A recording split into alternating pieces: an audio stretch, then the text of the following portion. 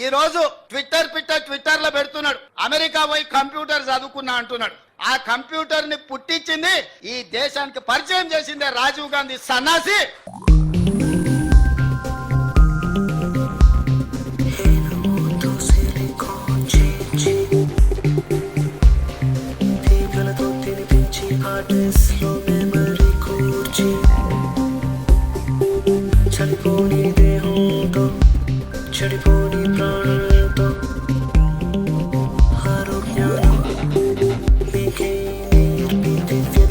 నిజానికి ఈ కంప్యూటర్ తయారీకి అయిన ఖర్చు 450 రూపాయలు మాత్రమే. నేను మరో 50 రూపాయలు లాభంగా తీసుకొని మీకు 500 రూపాయలకే అందజేస్తున్నాను. నిజానికి ఈ కంప్యూటర్ చూడండి, నిరంతరం స్వచ్ఛమైన నీరు, ఫిల్టర్ వాటర్ ప్రవహించడం ద్వారా బ్యాక్టీరియా గాని వైరస్ గాని ఈ కంప్యూటర్ కు వచ్చే అవకాశమే లేదు.